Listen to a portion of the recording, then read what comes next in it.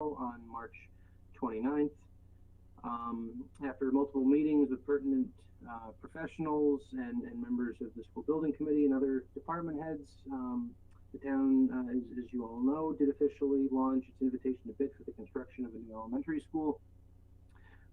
This past, well, it was March 16th. We had a virtual project walkthrough with prospective bidders. It was heavily attended. There appears to be a lot of interest in the project, which is great.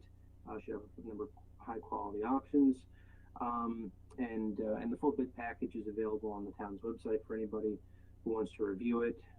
Bids are due April 12th. The affordable housing ad hoc group on affordable workforce housing met on March 10th. Meeting focused in part on the review of a draft survey that the consultant we're working with has developed, as well as an associated outreach strategy for reaching Mansfield residents. The survey was constructed to take about 5 minutes.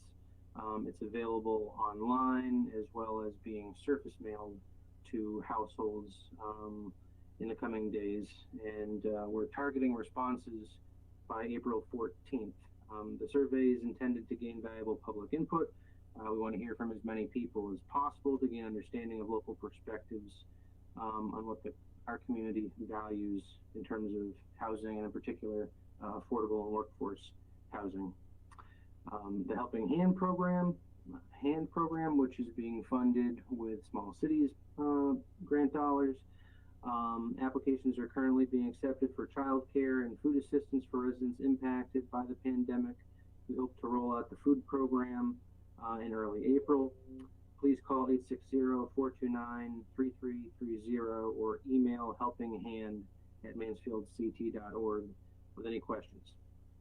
The Planning and Zoning Commission has scheduled a public hearing for April 5th to take comments on a proposed change to the zoning regulations to temporarily authorize outdoor dining for all eating and drinking establishments until December 31st of this year. That is consistent with the provisions of Governor Lamont's Executive Order 7MM. Comments can be sent to Plan Zone Department, or DEPT, at mansfieldct.org. The Downtown Partnership co-sponsored a special event over the weekend with the Ballard Institute and Museum of Puppetry and the UConn Puppet Arts Program. And it was a fine arts performance by UConn Puppet Arts graduate student Felicia Cooper. The socially distanced seating for the outdoor event showed out, but everyone can still view the show online. The live stream performance will be available on the Ballard's Facebook page, which is at Ballard Institute, for all to enjoy. The Senior Center has continued to provide essential services, including weekly meal delivery, transportation, and wellness calls. Over the past few weeks, the center has seen an increase in transportation requests and has provided 3 to 5 rides per week, with many lined up already for April. The Senior Center's COVID-modified tax program, in collaboration with AARP, continues to go smoothly, and staff have been able to accommodate, on average, 12 to 15 people per week. Appointments are currently being scheduled through April 7th. Although calls have slowed down significantly, the Senior Center does continue to provide assistance to approximately 10 people per week in registering for the COVID-19 vaccine. Senior Center online programming continues to be well attended, and pickup luncheons are a huge success. I personally took part in the St. Patrick's Day luncheon, which was held on March 12th, I believe. It was great to get out and see members of our community, our seniors. The food looked and smelled fantastic, rave reviews, and it was just nice to have an opportunity to get out in the sun on a perfect weather day and chat with people while they waited to enjoy their meal. So my hat's definitely off to all the Senior Center staff and the volunteers that make that possible. It was a great opportunity to be a part of that and just see how much our public appreciates what the Senior Center is doing. As far as the community center is concerned, the March 19th state sector rule updates for gyms and fitness centers allows for a capacity limit up to 100%, but is subject to 6-foot social distancing requirements. Minimal impact is expected on the current operations at the community center, as 6-foot spacing between people has been the norm. There's no significant changes to current pool rules as a result. However, we are looking to reposition some cardio machines to allow for additional use and improve programming space in the fitness studio. And on a related note, updated guidance for the operation of interscholastic youth and other amateur sport activities during the COVID-19 pandemic was released by the Department of Public Health, went into effect on March 19th. We're going to talk a little bit more later in the meeting about sort of general reopening plans, so I'll hold on that. Just a couple more things to note. Sergeant Keith Timmy, who's been the sergeant in charge for our resident state troopers office for about 4 years, alerted me that he is going to be retiring effective July 1. And I know a number of people are going to miss Keith. I've enjoyed working with him in the short period of time that I've been town manager. Sounds like he's still trying to figure out what his next chapter in life will be, but looking to enjoy more time with family for sure. So there will be a selection process, obviously led by the Connecticut State Police for the next sergeant. And we look forward to, or I look forward to, hopefully having a voice in that search process, because it's really important to find the right fit for our community. And then finally, the swap shop at the transfer station will resume its hours Tuesday, Thursday, and Saturday, beginning Saturday, April 17th. Please mask up, practice social distancing when visiting the swap shop. Don't ruin a good thing for everybody. So the rest is in my written report.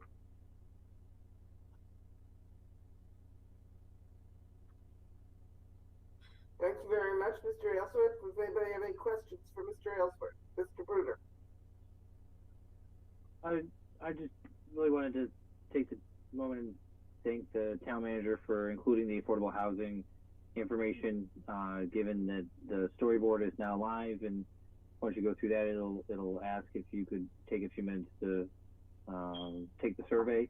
It'll be something that people will be seeing, you know, on social media, and I know that relevant department heads will be sending it to their email links, and we'll be putting up posters. Really appreciate everything the town and the staff are doing to really get this out and hopefully get as wide of a response from residents, and not just residents, but also people who are affiliated with, you know, Mansfield, whether they work here or some other kind of affiliation. So thank you very much for including that in your report. You're welcome. Anybody else have comments, Mr. Shaker? Yeah, just on the American Rescue Plan funding, I know we're awaiting guidance, but it seems to me that based on the parameters that you outlined that you believe to exist on the funding, it doesn't sound like we are going to be able to cover solely the town's expenses, and that we will have money left over, a substantial amount of money left over after covering for our revenue loss. And so I would just encourage us that we move quickly as soon as we understand how the funds can be spent. It sounds like there's some room for us to do some really significant community support, both of individuals and of other organizations serving the community in a way that we're really not accustomed to, I think, as a municipal government in Connecticut. And we ought to start now thinking about what are some things that we can do to get further aid to individuals, further aid to organizations sort of working on the COVID front lines with this funding. And I would add to that maybe some real serious thought about broadband access throughout the town might be part of that. Any other questions or comments? We will have an opportunity to formally thank Sergeant Timmy for his service to the community, but I do want to comment that he is irreplaceable. There's not going to be another one like Sergeant Timmy. And he's done really great service for this town, and we really appreciate all the work that he has done for us. But we'll have to schedule something much more formal before he leaves to thank him. And I do hope that we have a significant role to play in reviewing his replacement. This has been an issue that the town has worked on for many years, getting a role in the choice of his successor. So good luck with that. And if there's anything the council can do to help you, Mr. Aylesworth, just let us know. Thank you, Mayor. Is there anything else? Not for me at this time. Okay, reports and comments of council members. Is there anybody who has a report or a comment? Okay. The next item on our agenda is the consent agenda. Is there anything on this consent agenda that any member of the council would like removed?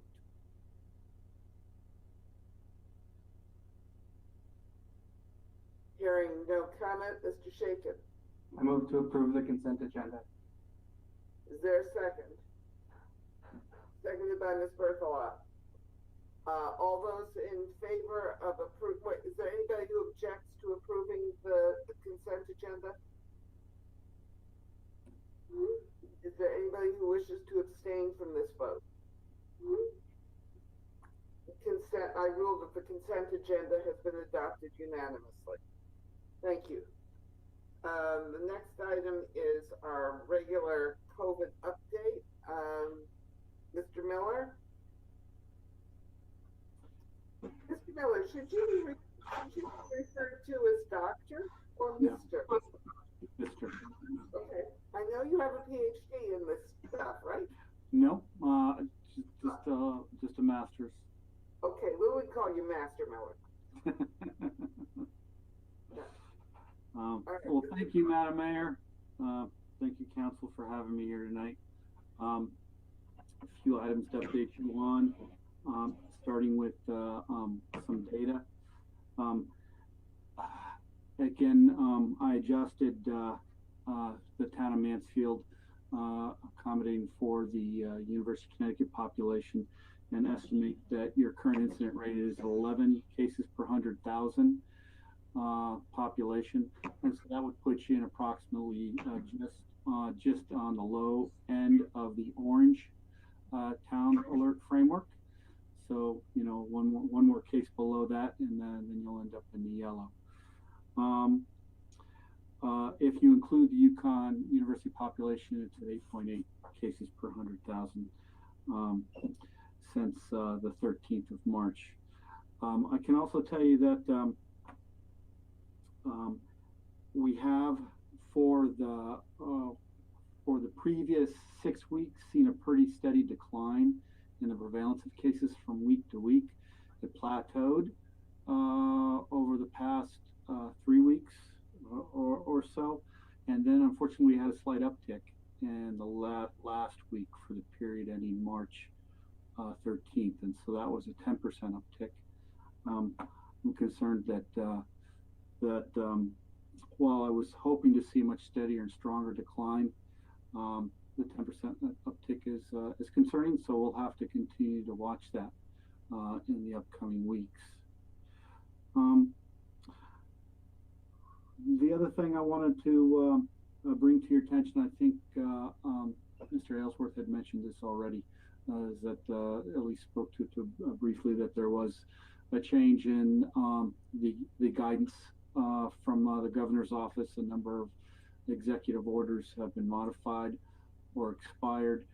In particular, the social distancing or the social gathering criteria has changed significantly for both indoor and outdoor, for both private and commercial venues, of loosening of those regulations. And of course, there's been a relaxing of the regulations for much of the business community, to restaurants and retail shops in particular.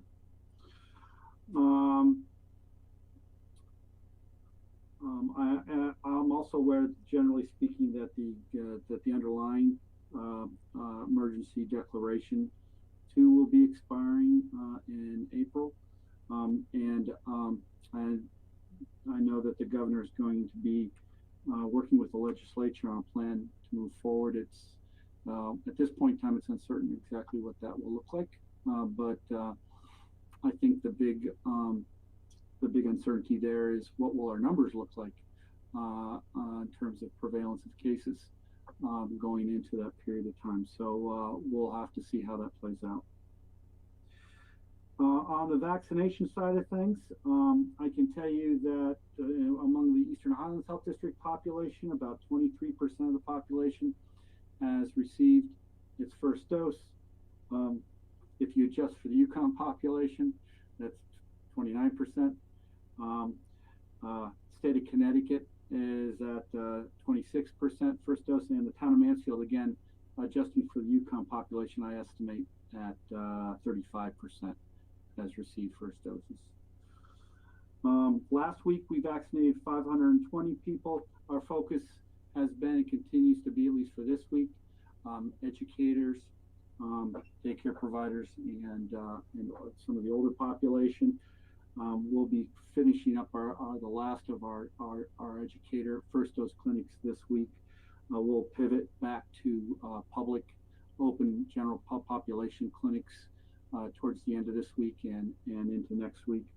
We do have, for our part, planned, last week was 520 doses. We're going to be doubling that this week with over 1,000 appointments that are in the system that we'll be providing vaccines to.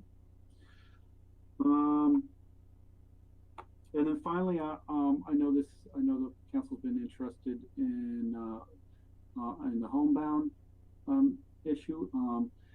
I did send out a communication among all our community partners and member towns over the weekend, notifying them that the health district will be taking the lead in developing a program to provide this service, and working with other vaccine providers as we're made aware of them. And they may also be able to provide this service. Right now, I'm only aware that Hartford Healthcare at Home was the only DNA that's doing that, and on a limited basis, and it appears to be mostly in the urban centers. So I'm not aware of anybody doing it in our part of the state at this point in time, anyway. And as part of that program and communication, I notified everybody that the state's going to be launching an online intake form in which anyone or any family member can complete this online form, which will run them through a series of questions to determine the suitability and eligibility. The state will be collecting those forms, reviewing them, and then referring individuals who may be eligible to our agency. Our agency has identified ourselves as a point of contact for anybody that falls within our jurisdiction that's completed one of those forms is eligible. So we'll be collecting and compiling those referrals from the state for all of our member towns once that online form is launched. The state has reported to us at this point that they intend to launch it sometime next week. We will be conducting a small number of visits this week and next week, just as pilots, to get staff used to the notion of providing the service. We have never ever provided this service before, and so we need to make sure we're crossing all our T's and dotting all our I's to assure that we're doing it efficiently and safely. So we'll be working on that for this week and next week, and then sometime in hopefully early April, once we start getting referrals from the state and get a sense of what our demand will be.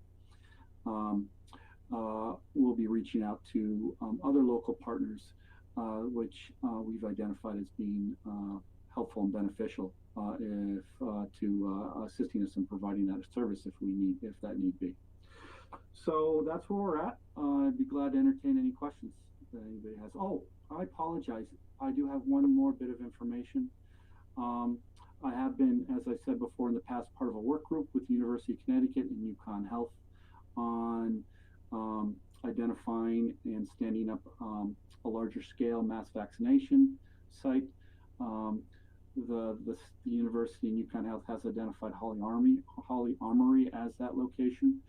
And their intent is to start that clinic site up and open it up to the community starting next week, pending available vaccine. UConn Health will be making a request to the State Department of Public Health for quantities adequate to supply that site, but it's uncertain as to whether or not we'll be granted that allocation at this point in time. But we're going to make the request, make our case for being allocated the vaccine, and then once it's available, the university will launch the site. And Mr. Miller, who can use that site, and how do they sign up for it? Anybody can use it, and it's going to be part of the UConn Health appointment platform, MyChart, which they currently use now for their public clinic in the Farmington area. MyChart is a Hartford Healthcare. I think that's MyChart Plus. Okay, so it's a bit confusing. Yes. All right. So if people want to make use of the facility at UConn, they need to go sign up through MyChart. Once UConn Health confirms the allocation of vaccine, then we're going to work on coordinating messaging to the community to assure they're made aware of how this can work. Okay, Mr. Shakin. Thanks. I think MyChart is a software by an electronic health record, and so there's multiple different MyCharts that you can sign up for right now. Yale New Haven Healthcare has their own MyChart system if you're looking to get your vaccine at Mohegan Sun. UConn has their own. So if you've ever been to multiple doctors, you have multiple MyCharts already. You probably didn't even know it. The question I had was, I have seen some public on Facebook posts in Mansfield that appear to copy and paste a letter that looks like UConn sent out to their faculty or staff or something, basically announcing this clinic and announcing that it would be open to the public this Friday, that they had been allocated somewhere between 1,600 and 2,000 doses per week, and that that UConn staff were able to be vaccinated there currently, and I know some staff have over the weeks been vaccinated at Holly Armory. But then on Friday it would open to the public. Are you, Mr. Miller, are you saying that you're not sure that that's been an official? Well, we have another meeting this week. Every week, the group comes together and shares updates amongst members. So if that's the case, we'll go with the flow. And then you said that you were expecting your allocation as the health district for your weekly clinics to double, and so to 1,000 doses per week. What I said was that we have 1,000 doses planned for this current week. Moving forward, and that's as a result of less than an anticipated response from the education sector. So we have extra doses, and so we're ramping up to do a short sprint so that we can get those doses out that are on hand out as quickly as possible into person's arms. Moving forward, our weekly volume is going to be more around 600 or 700 doses a week, and that's going to include second dose appointments. We're working to obtain the J&J so that we can increase our first dose output. Great, thank you. Are you finished, Mr. Shakin? Okay, I saw Mr. Kotchenberger's hand, followed by Mr. Osberger. Thank you, Mayor. And thank you, Ron. Just one point in terms of the MyCharts. It is frustrating. There are multiple MyCharts. You can link them together, which does not mean perfect synchronicity by any means, but you can link them together, which makes it easier to access multiple charts. The second thing is a question for Rob. and I think you've mentioned this before, on the town level data in the handout for tonight, you have cumulative cases for Mansfield and then the Mansfield and non-students, with Mansfield at 1298. There's no number there for non-students. Is that not yet determined, or? It's hard to determine. The Okay. data set is very complicated, and it would take quite a heavy lift to figure that number out. Do you expect that UConn, I mean, say five, in the foreseeable future, will be able to assist or to provide that breakout, or is that going to continue to be a challenge throughout? Well, for my agency, it's going to continue to be a challenge.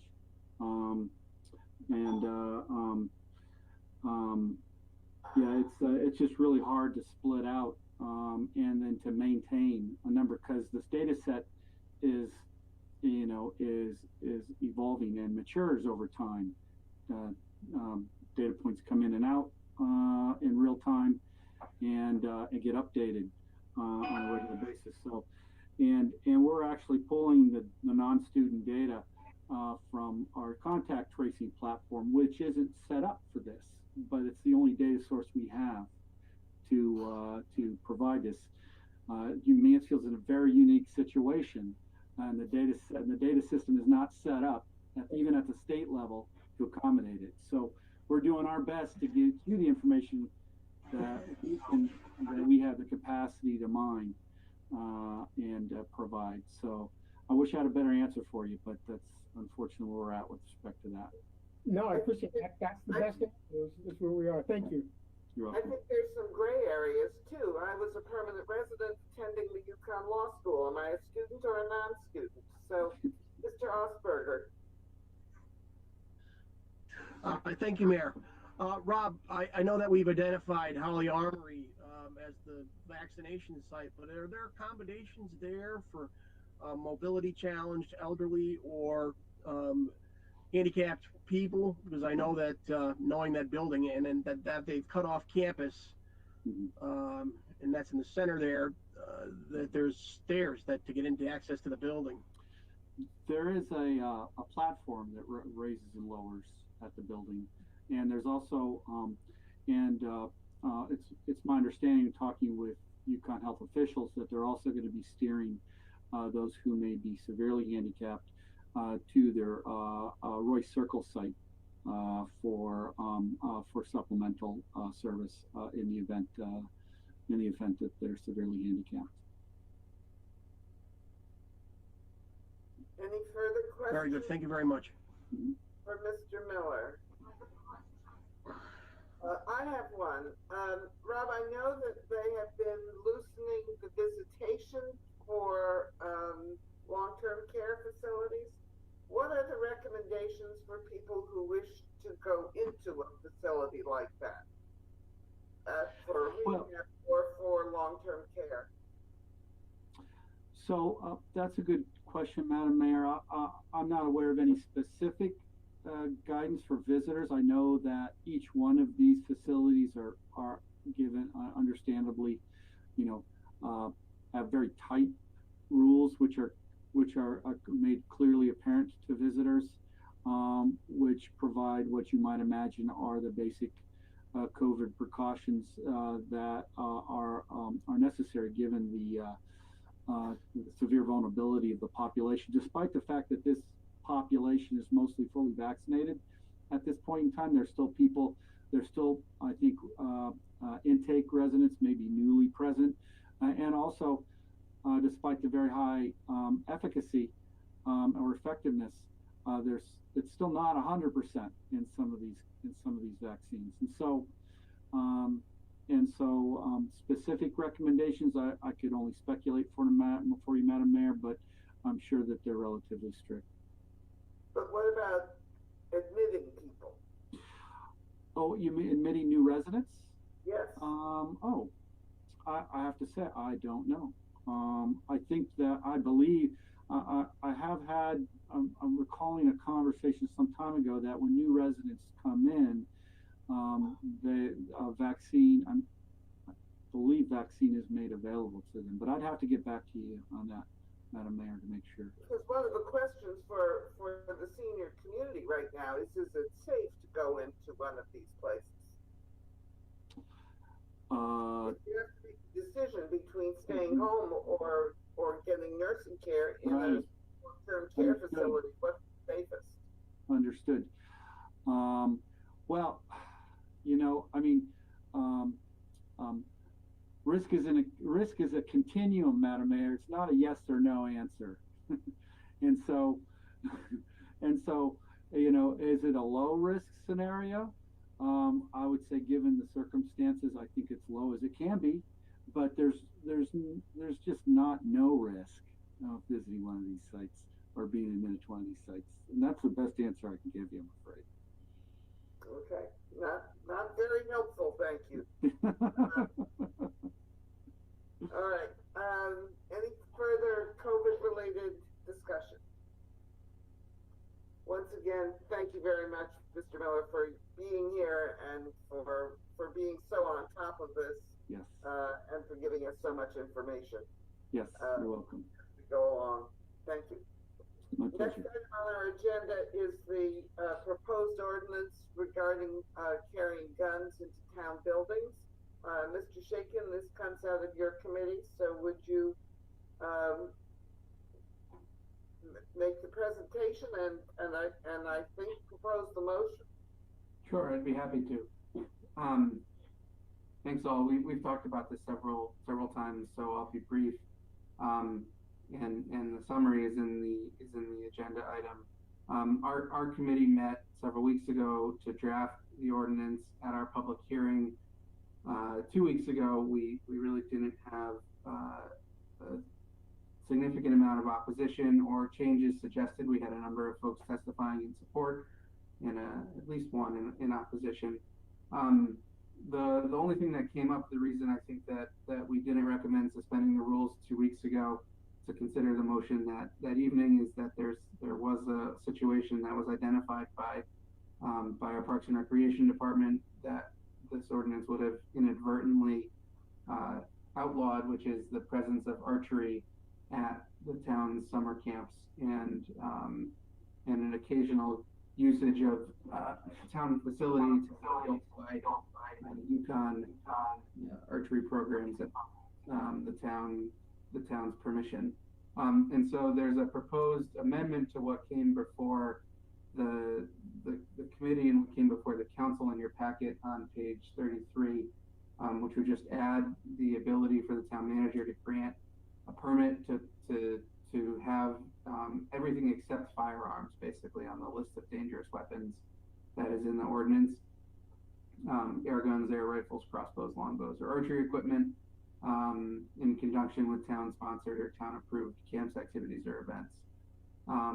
And so this would allow our Camp Mansfield to not have to alter their programming. So I'll speak to the merits of this when we get into the debate on the motion. But just suffice it to say, this change is not sort of what I think what the committee was looking to, the behavior the committee was looking to regulate, and so it made sense, in my estimation, to ask the town attorney to make sure that that's in there. Now that change, just so folks know, has not gone to the committee, so I think it's probably fair for this motion to require a second, because the committee voted on language that was slightly different than this. That is, I think, my summary from 2 weeks ago. Your packet also has the same memo in it that Attorney Deneen prepared for our meeting 2 weeks ago regarding the legality, the constitutionality of this proposal. And so I'm happy to put it on the floor for debate if there aren't questions for Attorney Deneen or me or staff before we move into the merits. But let me ask Mr. Deneen, do you have anything to add to Mr. Shakin's report? No, Madam Mayor, that covers it. All right, does anybody have any questions of Mr. Deneen? All right, Mr. Shakin, it looks like if you're ready, we're ready to put the motion on the floor. Okay, I would like to make the motion then to move to approve the proposed ordinance prohibiting firearms and other dangerous weapons in town buildings or on town-owned real property, which ordinance shall be effective 21 days after publication in a newspaper having circulation within the town of Mansfield, to create chapter 124 firearms and dangerous weapons in the code of ordinances, and to cause the proposed ordinance to be entered into the code of ordinances as section 124-1 and section 124-2. Is there a second to Mr. Shaken's motion? Seconded by Mr. Katzenberger. Mr. Shaken. Second. Speak to your motion, and seconded by Mr. Osberger. Let's make Mr. Osberger the seconder, so it's clear that this is a bipartisan proposal. Mr. Shaken, would you speak to your proposal? Sure. If you haven't already. Yeah, just to recap for the council, this came to my attention. This is on our agenda because I asked for it on a future agenda many months ago. Around the election, it's always been known to me and to others on the council that the Mansfield ordinances have long prohibited firearm possession in town parks, and I always assumed that prohibition was for all town buildings, but I learned as we were leading up to the 2020 election, when there was concern about potential armed protests at polling places, that in fact Mansfield did not prohibit the possession of firearms in its town buildings. Subsequent to that, you will remember there was a non-incident, thankfully, here several months ago, where the state police and the FBI were concerned about an armed protest from a sort of an organization promoting a second civil war in the United States at Town Hall. That didn't come to fruition, but again, would have been allowable under Connecticut state law and local ordinances. And so I think that is the sort of prompt behind doing this. There should be no reason for you as a law-abiding gun owner to carry your firearm into town hall or any other municipal building, and for that reason, I think this ordinance is necessary to protect our staff, to protect the public, to protect our democracy. You know, and in a sense, we have whenever we get back to having meetings in person, I think it is a very good idea to prohibit the carrying of firearms to those meetings. And I'm frankly a little surprised that prohibition didn't exist beforehand. I will also say that Attorney Deneen did a lot of research on this, and that this is a wholly legal and constitutional prohibition, that this is a regulation of the Second Amendment that is permissible. The amendment expressly allows for firearms to be carried on town streets and sidewalks, which the town, the astute among you will note, that is a part of the town's real property. And so, so that exemption doesn't, sort of expressly doesn't impede someone's right to carry a firearm, the right that they're guaranteed in the Second Amendment and the state constitution. But it simply extends the prohibition that exists in many government buildings and on many pieces of government property to Mansfield-owned government buildings and government property, except streets and sidewalks. So we can't. Is there anybody else who wishes to speak to this amendment, to this proposal?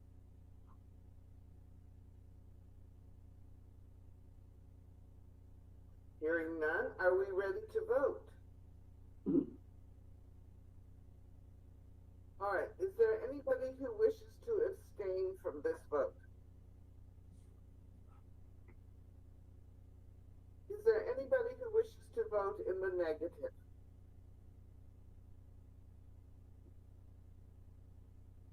All right, then I will rule that this proposal has been adopted unanimously.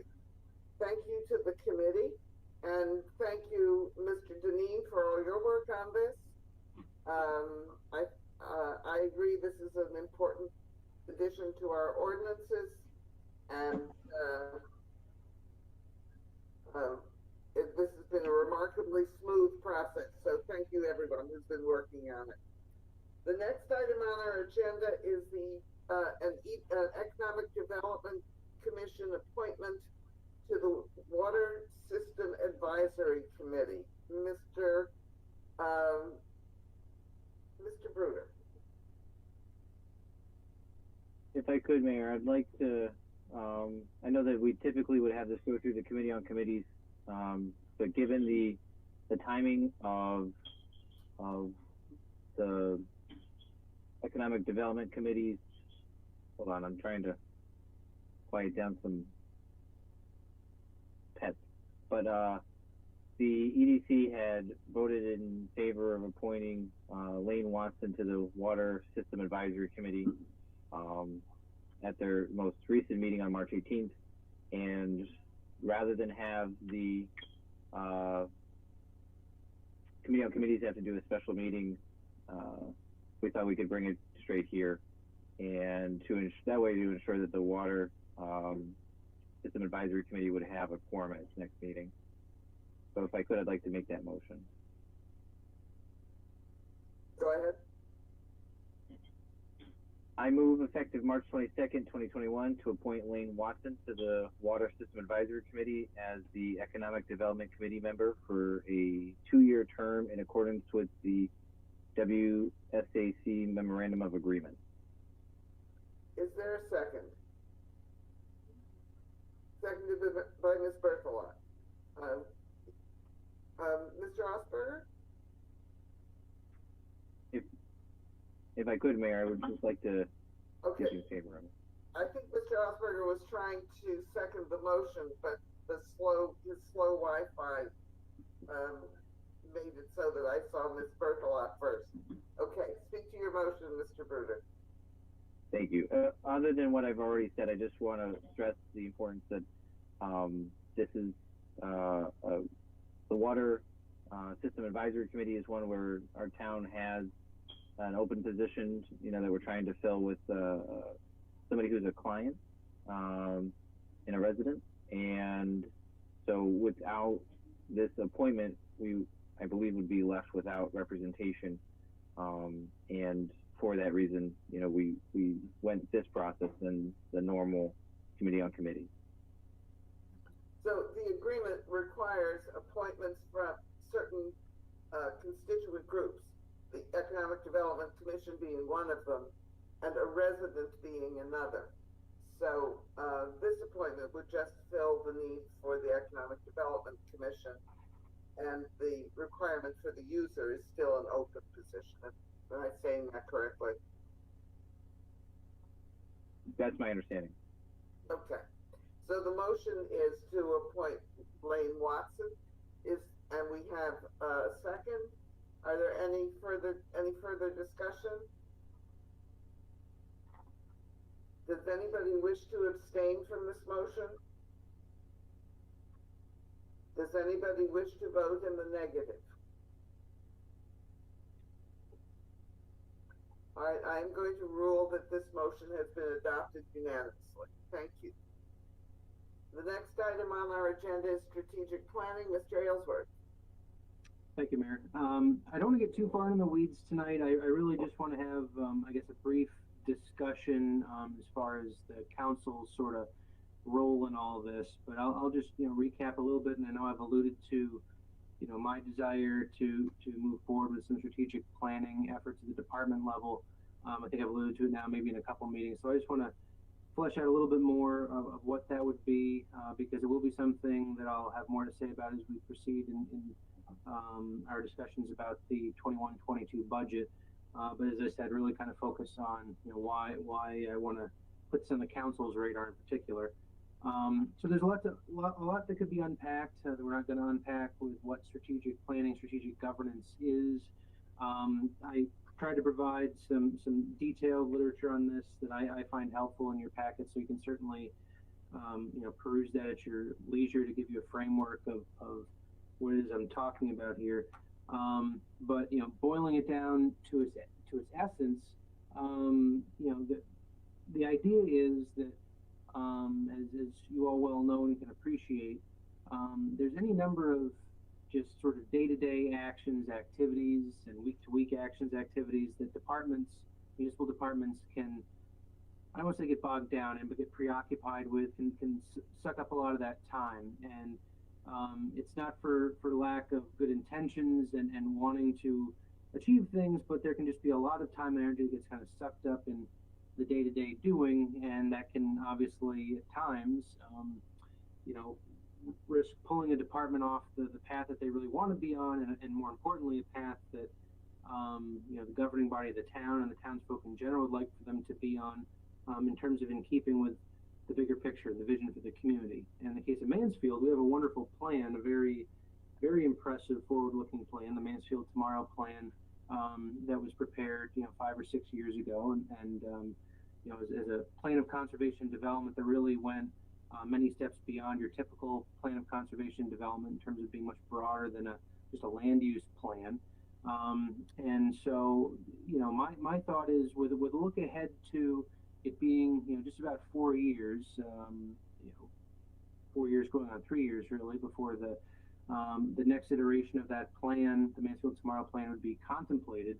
I think it's a great time for us to, especially at the department level, start doing some strategic thinking and try to link that strategic thinking with what might be called operational governance. And you know, there's some key phases involved in this, if you will. You know, if you want to know where you're going, you need to understand how you got to where you are. So you need to understand your past. There's that visioning component, that forward-looking piece of trying to figure out where you want to go. And then there's, you know, really wanting to equip departments and department managers with, you know, tools in their toolbox to, you know, really manage the present, help them figure out, you know, what dashboards, you know, what benchmarking, what performance metrics, etc., what strategic initiatives all come together to help the pursuit of a goal. Because ultimately, at the end of the day, whether you're a member of the council, you're a town manager, department head, or any other employee for the town, it's really citizen-oriented outcomes we should all care about. You know, it's not about how many meetings you attend. It's not about how thick the report is that you write that looks great on a shelf. It's what do you do for your citizens? And so it always comes back to what are you doing for citizens, whether it's public safety, public works, any other discipline we care about. It's what are we delivering for our citizens that matters, and I assume you would all agree with that. So again, a lot more that can be said about what goes into the planning process, you know, its iterative nature, the sort of virtuous cycle that it's intended to create, and how it might connect with the Mansfield Tomorrow Plan.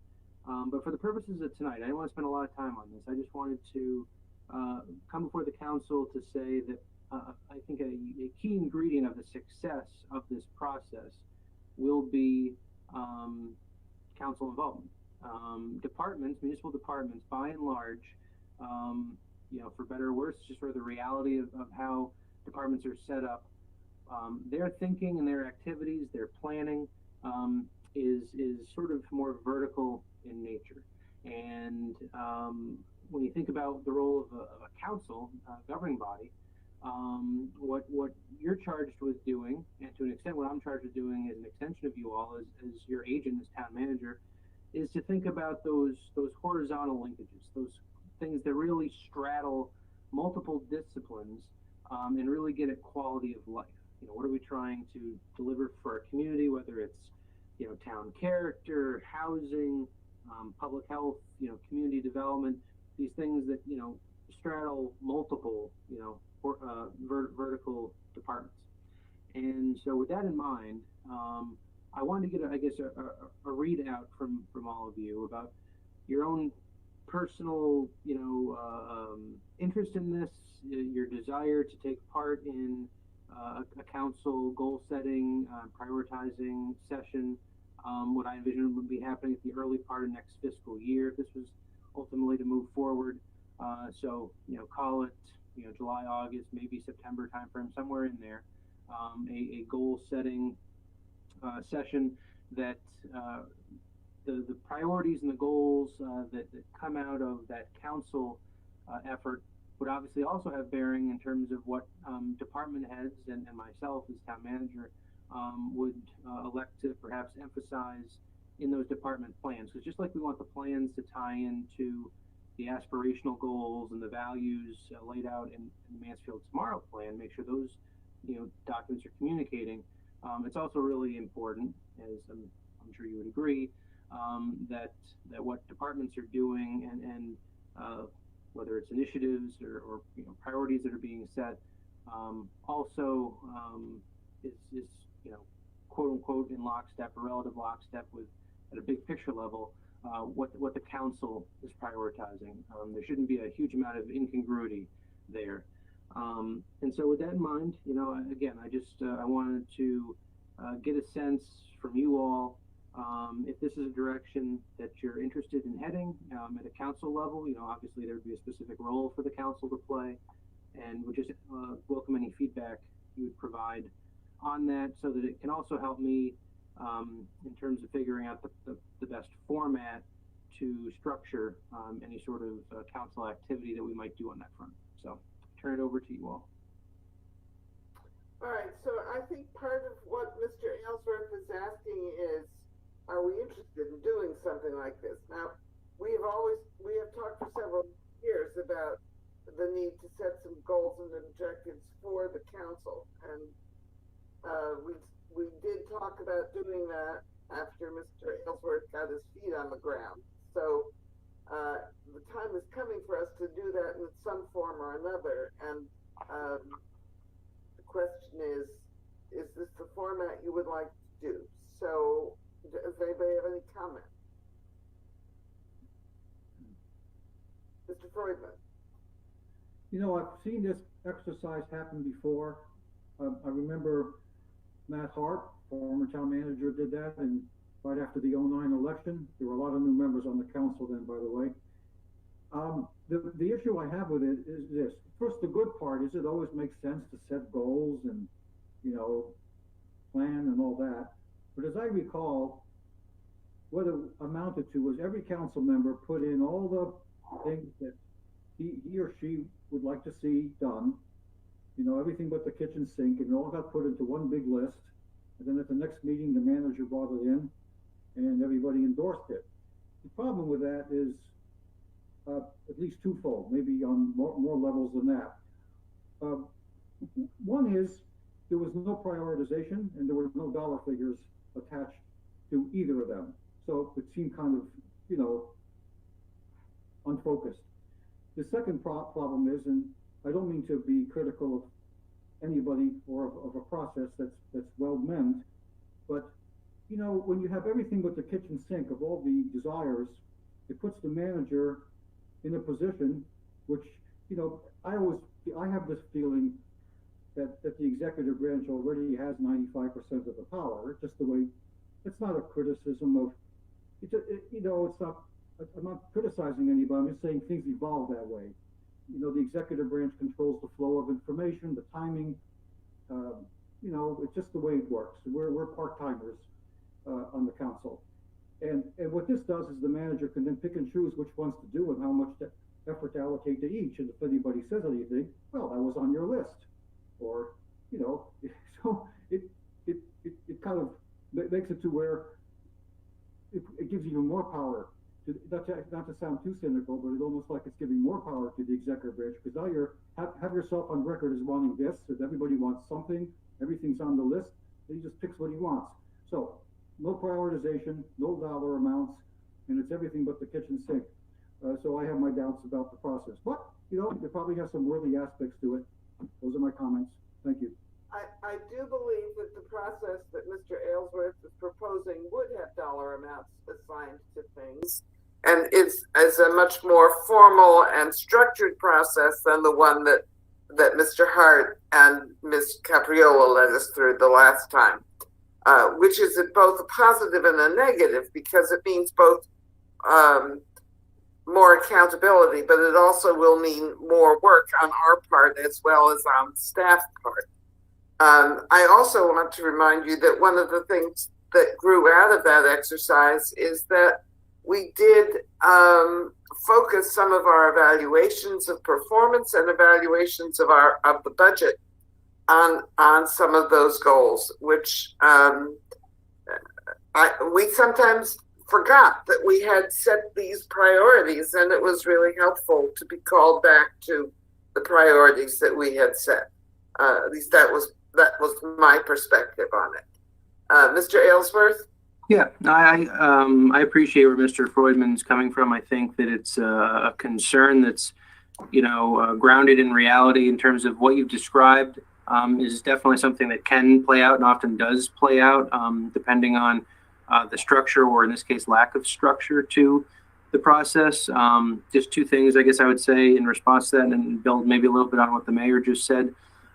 So first and foremost, the when you're talking about the sort of endless list, wants and desires, I think, again, that is a pitfall that often happens. But the goal here, while everybody might start off with individual lists, aspirational goals, or some very targeted, very specific, almost task-oriented goals, the idea isn't just to create a huge list and throw it up and say we have 500 goals, and then pretty much anything you do ties back to a goal.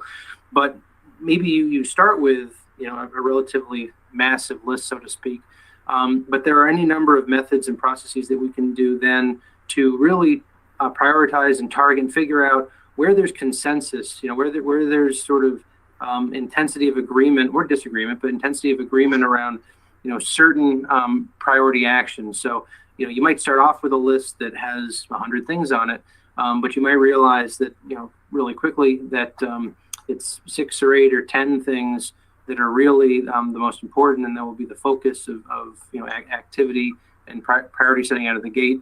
But I also just want to circle back to the budget piece, because I really do think that's one of the most important aspects of how this model perhaps differentiates itself from others, in that it really is intended, while you might start, again, empty canvas sort of aspirational goals, it is at the end of the day intended to be actionable and pragmatic. And a huge important piece of that is confronting the financial trade-offs associated with different things you might do. We can't afford, no town can afford, to do everything it wants to do. There's not an endless amount of service or projects we can complete. We have a certain amount of resources, and we have to prioritize those resources. And so essential to this process is coming up with budgetable figures, whether it's a project or an initiative that you want to do. And then, I would say, for lack of a better term, there's almost a social contract that emerges from this, because at the end of the day, if there's group decisions that are made of what's to be funded and not to be funded, I do think it's reasonable for department heads in particular to, frankly, not get beaten up at the end of the day for not pursuing a project where it was collectively decided that would be taken off the board because it costs too much. So often, we see, a department head years down the road, why hasn't this project gotten done? Well, if there's a conscious decision through a strategic, systematic evaluation process to remove project X from the list, and that was decided with stakeholder engagement and the council weighing in, et cetera, then there should be a little bit of relief there. But I very much appreciate where you're coming from, Mr. Freudman, and I appreciate the comment. Mr. Shakin, followed by Mr. Aschenberger. I think doing something like this makes sense for a variety of reasons.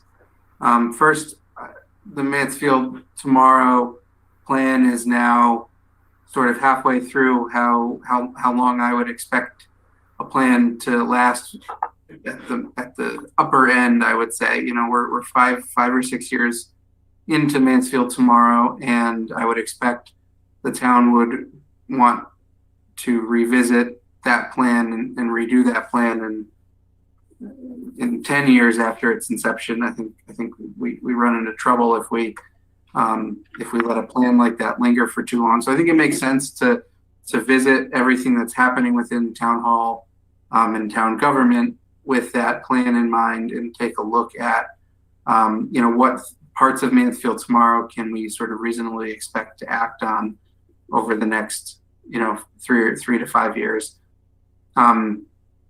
I just also sort of generally think that this as a management tool, as a management style, makes sense.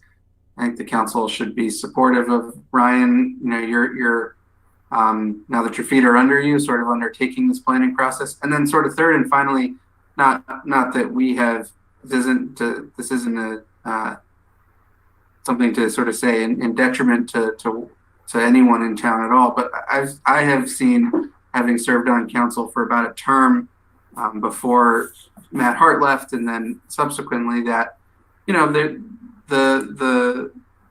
we need some strategic direction, and the council needs it too. The council, as a body, I think does best when they're reacting to plans that town staff have put forward, to ideas, to new and innovative things. And sometimes we say yes, and sometimes we say no, and sometimes we say maybe.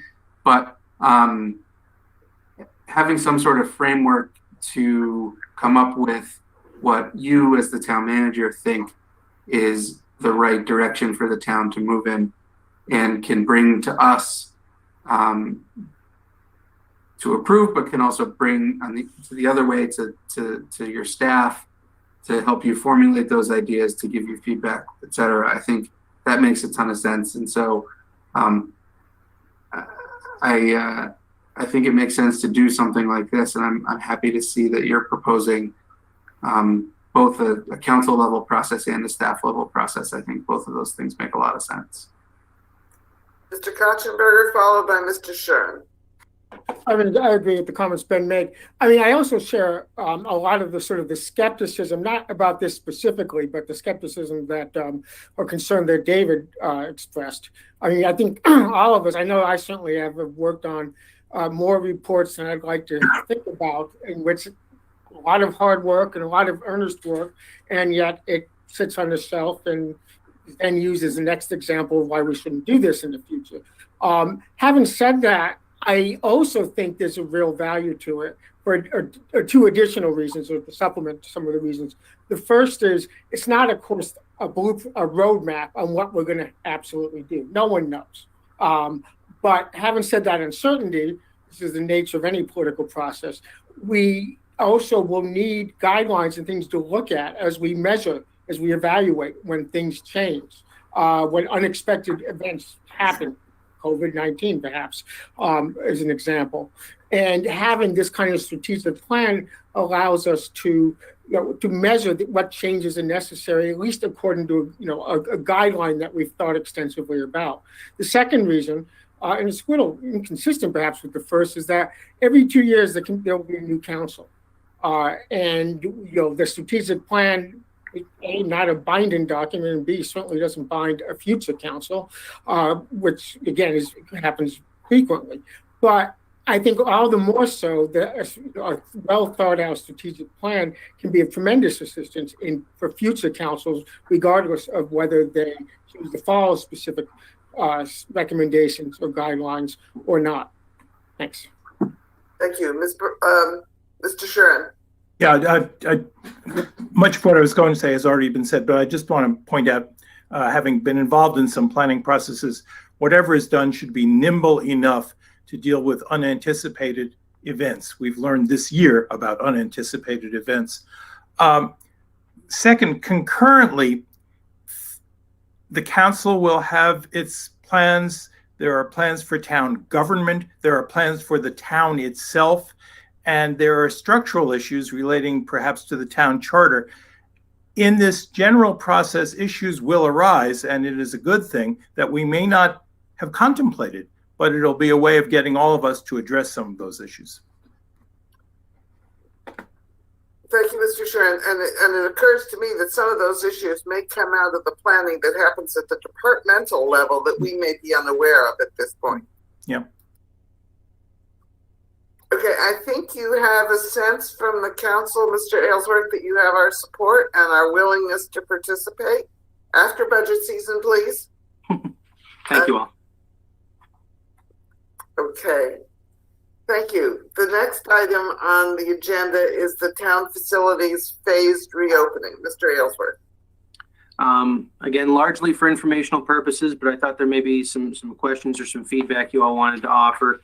But in summary, everybody knows that it's been a long year, and there's an ever evolving, sort of just trove of data that needs to be considered. What's happening week to week can change. We've been on a positive, positive sense is a good thing, but a descent of positivity in the general population. And now in the past week, last several weeks, things have leveled off. And in the last week or so, we've seen a little bit of an uptick. So even what I'm about to talk with you about, again, to borrow a theme that Mr. Shuren just touched on, you need to be nimble, you need to be adaptive. And what seemed to make sense a week or two ago, as you move forward, it may no longer make sense. But as things stand right now, given that an ever-increasing number of residents, our general population, is moving closer to getting fully vaccinated, and realizing that there are certain advantages associated with reopening municipal facilities to serve the public, even if we have done a very commendable job over the past year delivering core services through alternate means. This document I provided you basically summarizes our plans to begin a phased reopening starting April 5th. The plan is for Town Hall to open to the public on a by appointment only basis. That would require the visitors wear masks and maintain appropriate social distance, while continuing to strongly encourage the public to transact necessary business in a contactless format, such as telephone, email, or website, to minimize exposure.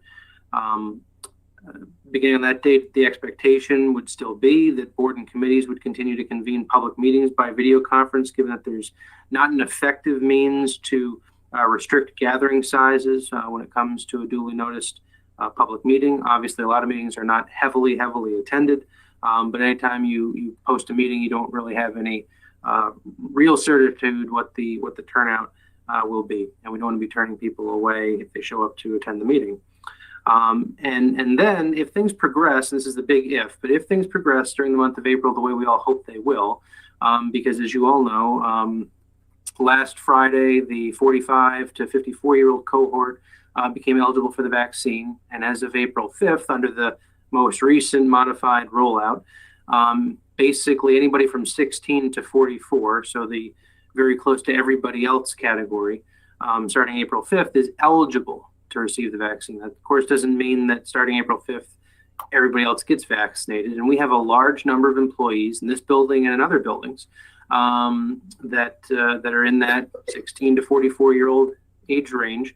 And we're ready to commit. I'm ready to commit to opening at the beginning of May to what would be, as close to normal hours of operate or normal means of operation as you might think, albeit still with face masks and distance, but really opening the doors to the public, assuming that things progress the way that they hope during the month of April. I think that it's fair for the folks that work in this building, in the senior center, in the library, that would be at risk for exposure, to really have an opportunity to get the vaccine before we open the doors to the public. We've come this far.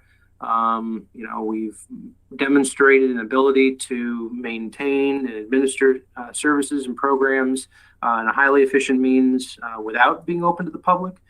So we want to begin to move in the direction of opening, but we also want to do so in a measured way that, again, is responsive to changing circumstances week to week.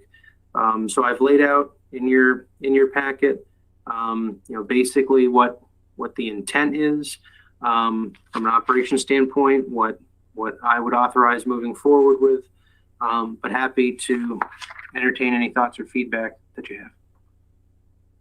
And of course, anything that changed, every change will have to be very widely publicized. Correct. Any questions for Mr. Aylesworth about this?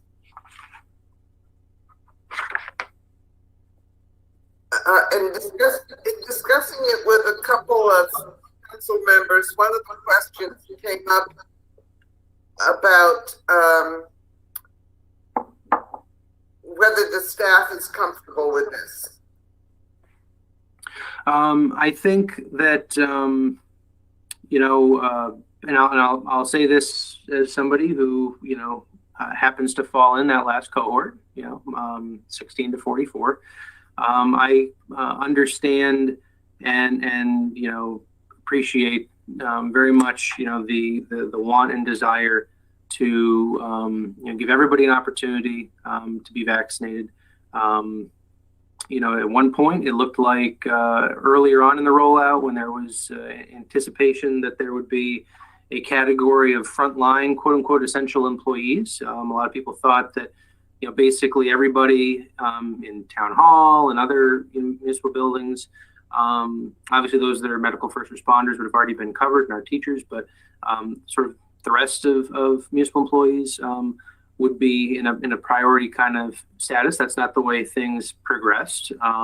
And so, I think what I'll say on that is we have open dialogue. We've had department head meetings. We've talked about this. Folks understand and respect the need to find the right balance. As I know Rob Miller has said many times, there's no such thing as 100%, risk avoidance. There's always going to be some, and that's why, the plans that I've laid out, will be responsive to changing circumstances. If, whether it's escalating positivity rates with new variants or anything else, if early April, mid-April don't play out the way there had been sort of forecasted to play out, that will absolutely impact what our plans are in May. And the same is true if with this much larger cohort soon to be eligible to receive the vaccine, if employees, large numbers of employees in our workforce find it impossible to get vaccinated, and we haven't made the sort of progress we hope we would by the end of April, again, that would be absolutely the basis for rethinking these plans. Mr. Shaken. Thanks. Just to point out, I know many folks on the council were eligible earlier in the field, or helped family members who were eligible earlier, but I don't know how things went over the weekend for folks who became newly eligible on Friday. But the governor announced today that 800,000 appointments were made since Friday morning for vaccines. So whatever technical issues have existed in terms of access seems to be getting worked out, which is great news. I had a question just about, I've noticed over the months, sort of driving by town hall occasionally during the day, that the number of cars in the parking lot has dramatically increased since the summer, essentially. So my expectation, my understanding just from that and other observations is that a fairly substantial portion of town hall staff are working in person in town hall. Is that the case, or are we working in shifts right now, or are basically are we fully staffed in person on a day-to-day basis in town hall? It varies a little bit department by department in terms of the staffing plan, but globally speaking, your observation is accurate. More and more people are returning to work at their desks, at their workstations. There's been a gradual trend in that direction. I think some of what you're seeing too is driven a bit by the community center as well, and just people looking for a place, frankly, to park in the downtown area. I think there's some of that playing a role too as the weather gets nicer. But more and more people, a larger and larger percentage of our workforce is returning to work and working from the office the way they were pre-pandemic. Great. But well, are they masked and socially distanced? Our employees are wearing masks, and they're socially distant, and they're also, I think, still in general, minimizing unnecessary contact. People are not necessarily just kind of mixing for the sake of mixing. If there's a need to go visit somebody, that happens, take advantage of the fact we're both in the same building. But what I'm observing, on the aggregate, is a good reflection of best practices, good behavior to model to minimize the possibility of transmission. Mr. Shaken. Well, given that, I think this plan makes a lot of sense. I think the smart thing to do from a public health perspective is to wait to a full reopening to the public until everyone has had a chance to be vaccinated, which is what this plan does. I mean, one of the hard parts of this pandemic has been the inherent unfairness of the fact that some people are able to work from home and some people are not, and the confrontation of fairness with virology.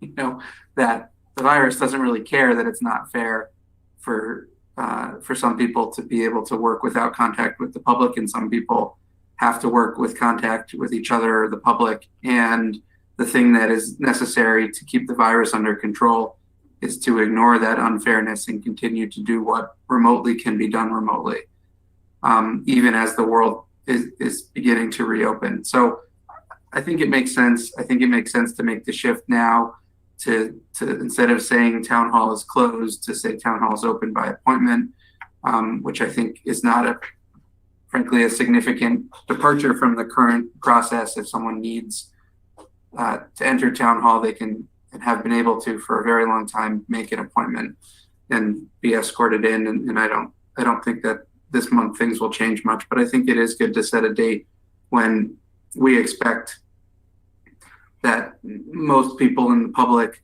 will have access to a vaccine, and everyone on our staff will have access to a vaccine, which will hopefully cause the world to be a lot safer, not just town hall to be a lot safer in May. Mr. Deneen, I'm going to go for Mr. Deneen first, followed by Mr. Freudman. Sure. Thank you, Madam Mayor. I just wanted to sort of chime in and give a little bit of a sort of 100,000-foot level view of what's coming up in the next 3 to 4 weeks. And Ryan and I have had a couple of conversations about this, but as of right now, at this moment, the governor's emergency declarations all expire on April 20th, about 3 weeks, 3.5 weeks, 4 weeks, whatever it is out there. And unless something happens in the interim, either through legislative action or action with the legislature and the governor, we're going to immediately revert to the pre-pandemic statutory and charter provisions for everybody on this, which a lot of what we've been working through this last year, in some ways working very well remotely, and the Planning and Zoning Commission is doing things online, and everything else will all go by the wayside unless something happens to change that. The governor and Speaker Ritter announced today that they're taking up, he's planning on taking up on Thursday, a further extension or a limited extension of the governor's authority to extend that. But even that's unclear as to which items will be brought forward and which items will not. Currently, when the council took up its budget process, we were back in February and winters of the snows of January. Things have moved through. We're stuck at this point in a sort of 50-50. We're going to go through about half, unless things change again, about half the budget season operating under the executive orders and the distancing and all the rest.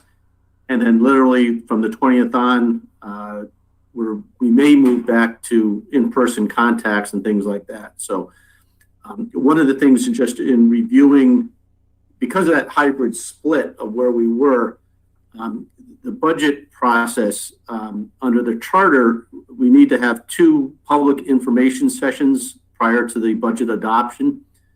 We've scheduled one. We had scheduled a public hearing also, but at the time, or at least even currently under the existing executive orders, we wouldn't have to do that.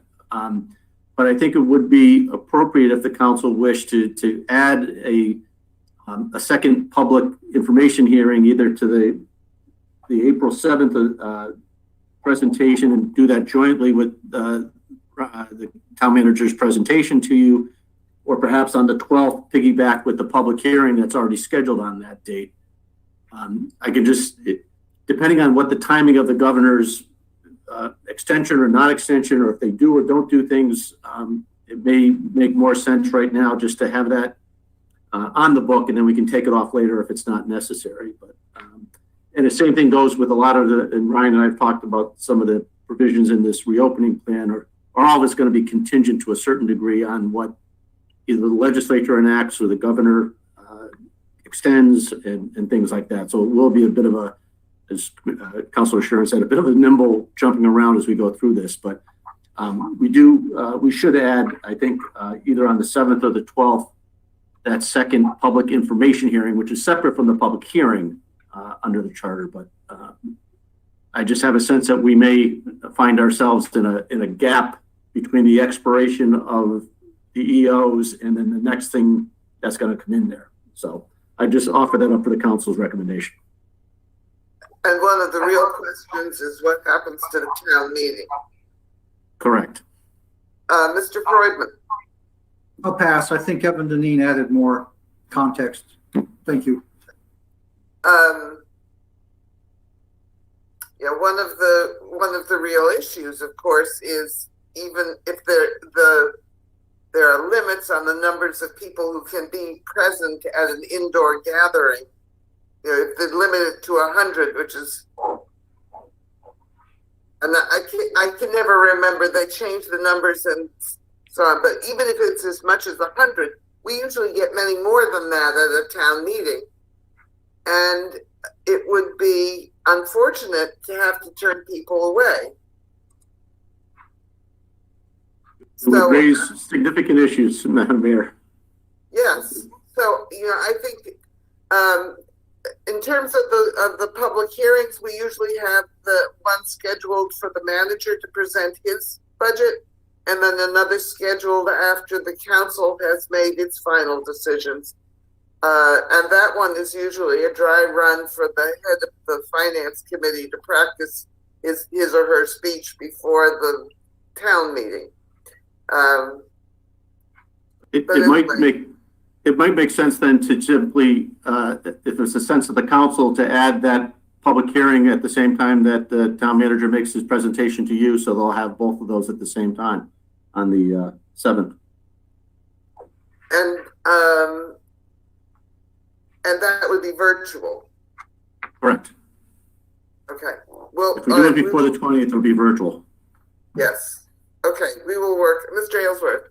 I was just going to say, you know, in talking with John and kind of understanding the sort of historic precedent, you know, for this, I know he's probably mentioned to some or all of you, you know, having what amounts to the same presentation occur twice on separate days, I don't think he saw necessarily a lot of value in that. So if we consolidate it all into that first meeting on the 7th, and you know, the sort of 30,000 foot flyover, if you will, covering all aspects of the budget in kind of a broad strokes way on the 7th, can also accomplish the second objective of being duly noticed as a public information session in accordance with our charter. I think that would be a wise amendment to make, and I would recommend that the council act on Attorney Deneen's suggestion.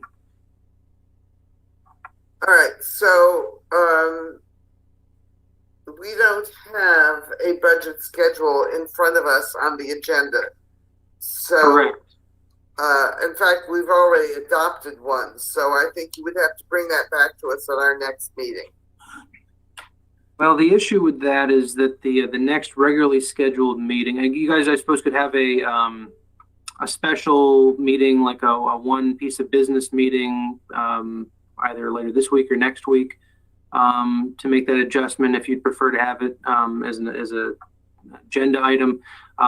But the 7th will come before the council's next regular business meeting. So I guess it's just a matter of a special meeting with one order of business, I guess, would be in order if you don't wish to take it up tonight. Our next opportunity to gather as a formal council is a budget hearing. A budget. Budget. Yes, April 7th.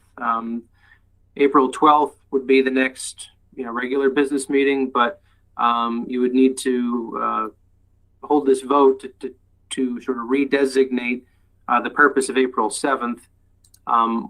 And actually, you'd have to do that no later than next Monday, because if the 7th is to count as a required public information meeting, the budget information for that session has to be posted per the charter a minimum of 10 days in advance, which means Monday the 29th would be the deadline to post information for an information session on April 7th. So Well, those are the parameters. we don't need to do it on April 7th. We can do it later, and we can set the schedule at our next formal council meeting. Mr. Shaken.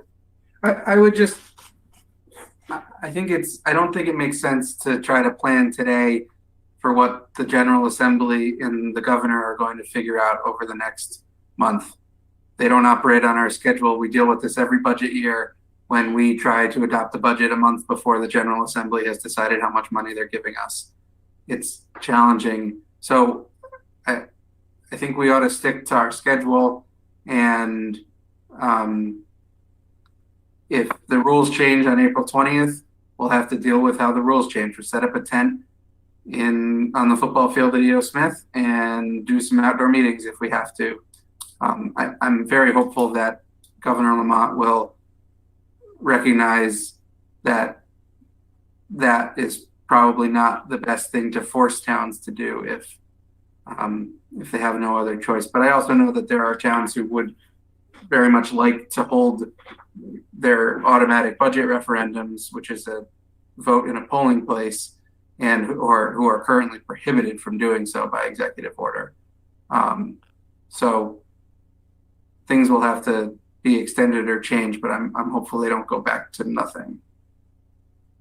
All right, I think that Mr. Shaken is correct, and it's premature to figure out what we're going to do. At least wait to our next council meeting to see if we need to amend our timetable. Any further discussion of reopening town hall? All right, this is not an action item, so I think you can get a sense, Mr. Aylesworth, that we are generally supportive of your proposals, and we were trying to remain nimble as a council, as well as, to use Mr. Shuren's word. The next item on our agenda is the response to the acts of violence in Georgia. You have a resolution in front of you that a couple members of the council have proposed with the assistance of some staff. Ms. Berthelot. Thank you, Mayor. I'll make the motion. Move effective March 22nd, 2021, to adopt the attached official statement regarding the recent events that transpired in Atlanta, Georgia on March 16th, 2021. Is there a second to Ms. Berthelot? Mr. Shuren seconds. Would you speak to your motion, Ms. Berthelot? Thank you. It's with a heavy heart that I ask all members of the council to support this resolution. March 16, 2021, in Atlanta, Georgia, 8 people were murdered. 6 were women, 5 of whom were mothers, 1 was a grandmother. These murders were motivated by a combination of 2 very real and 2 very evil forces: misogyny and racism.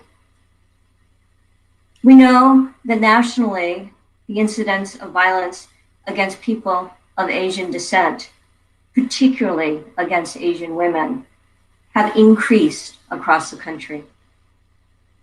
We must make this statement because in our community here in Mansfield, people are impacted by racism and misogyny, and because most terribly, the intersection of both together. Such behavior must be condemned. Such behavior cannot be tolerated. It can't be tolerated in Atlanta. It can't be tolerated here. It can't be tolerated anywhere. Thank you for your attention to this very important matter. Would anybody else like to speak to the motion? Mr. Bruder. I appreciate Councilor Berthelot's motion and her words. I think that this is I'm glad that we're coming out to say that this isn't just about race, but this is also a gender-based violence. It just seems to keep happening, and I know that this wasn't in our impact. This didn't happen in our community directly, but I still think that this is at least something we can do to stand in solidarity, at least in some way. Anybody else wish to speak to this motion? I would like to add a couple of comments. One of the issues about the stereotyping of people of quote unquote Asian descent is that Asia is a gigantic part of the world, and that Mansfield has people from many, many parts of Asia here. Then there are multiple languages, multiple religions, multiple heritages, multiple histories. These folks have individual and personal histories that differentiate them as much as, maybe even more than, those of us of European heritage experience. And the fact that there has been harassment directed against people who appear to be of Asian descent is a real disgrace. Mansfield has had a long history of accepting people from that part of the world, and we will continue to do so, and I do hope that we continue to protect them in every way possible. Are we ready to vote on this? Is there anybody who wishes to abstain? Is there anybody who wishes to vote in the negative? Then I will rule that this resolution has been adopted unanimously. Mr. Aylesworth, I'd also like to ask if you would find a way of making this resolution public beyond our minutes, so that all the members of our community are aware that we have done this. I will work with Margaret Chady, our communication specialist, to make that so. Thank you. Mr. Katzenberger? I'm very glad that this passed unanimously. I think it would also be, as part of the communication outreach, I think it would be useful, or I think it'd be a good idea, I guess, to send a copy to UConn. Also, and I don't know the exact name of the organization, I think it changed, but the Asian American Student Association at UConn, perhaps the International, and as well as Eastern Connecticut State University and the Chronicle and Current. I think our Mansfield, as you noted, Madam Mayor, has a long history going back 50, 60 years, and probably well before, but of having a significant portion of Asian population and as contributing to all facets of our community, as the proclamation notes. And I think that's worth noting, and it's come with problems in terms of racism and sexism, but it's also provided immense benefits to our town. Thank you. Any further comments? All right, the next item on the agenda is reports of council committees. Has the Finance Committee anything to report? Mr. Katzenberger? No report from Finance? We have not met since the last council meeting. Okay, Personnel, Ms. Berthelot. Yes, thank you, Madam Mayor. We did meet this evening. There were two things on our agenda. One is we continue to work on a 6-month review for our town manager. And we discussed an issue regarding compensation for our firefighters. Any question? Mr. Freudman? I'll wait till there are questions for Councilor Berthelot. Otherwise, I was going to add to that as a minority report. I agree completely with everything Ms. Berthelot said. I just want to add a few comments on the second issue, which was an issue with the firefighters' contract. The contract, as many of you know, is a 4-year contract that was we're in the second year of it, I think. It went retroactive to July 1st of 2018. And it was discovered that we not pay time and a half of some unused compensatory time. And I wasn't sure exactly what that meant. And it turned out this was a new clause that was in that contract. It had not existed before. It's what I feel is kind of a gotcha. It turns out that, all right, without getting into the weeds, firefighters generally work 24 hours on, 72 hours off. One day, let's just say 1 day on, 3 days off. So just doing the math over a 4-week cycle, they're going to work 168 hours, be off 504 hours. But within the week, some weeks you can work under the average of 42 hours and some weeks over the average of 42 because of the way, when your day to work happens to be and how many days off you happen to have that week. Well, it turns out that it's totally understandable if they work more than that average of 42 hours over 4 weeks, 168 hours total over 4 weeks, that there would be overtime, time and a half.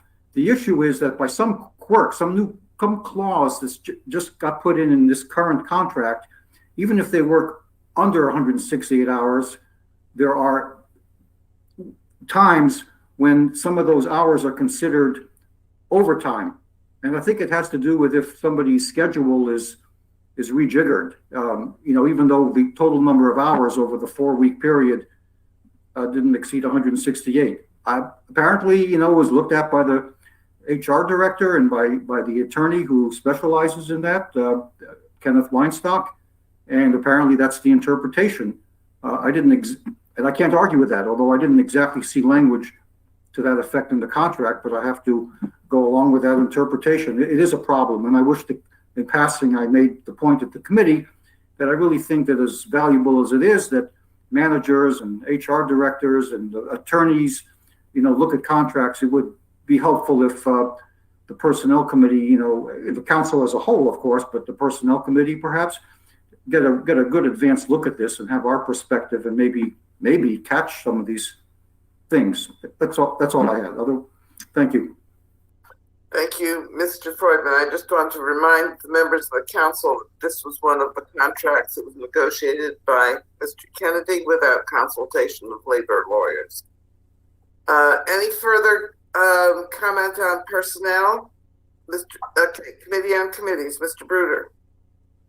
Yes, I just wanted to point out that our last meeting on, I think it was March 11th, everything went through on the consent agenda, which was kind of interesting for me. And we'll be meeting again next month. We didn't have any new interviews, but we did have reappointments. And thank you all for supporting them. Thank you. Oh my goodness, my agenda just went away. I think the next thing on the agenda is, here we go, departmental and advisory committee reports. Any comments on those?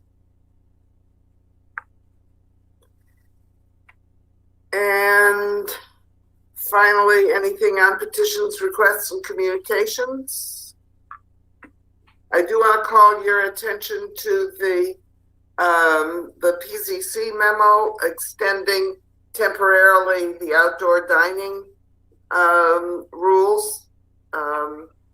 I had the opportunity to have lunch outdoors today in West Hartford, and I think that the outdoor dining rules should be extended, certainly during the pandemic, but it was really pleasant to be outdoors, I gotta say. Anything for future agendas? The next item is a motion to adjourn. I did want to just add one brief correction. It was brought to my attention. I may have misspoke during my report. I indicated there was, as far as the affordable housing survey goes, I didn't intend to say that the survey itself would be surface mailed. I meant to say that a card letting people know how to complete the survey or where to complete the survey online is being mailed. So same objective, but I apologize for the misstatement. Thank you. I think I saw Mr. Osberger moving to adjourn. and seconded by Ms. Berthelot. Does anybody object? This is a record. It's not even 9 o'clock yet. So, thank you and good night. Good night all. Stay healthy. Good night. Good night, everybody.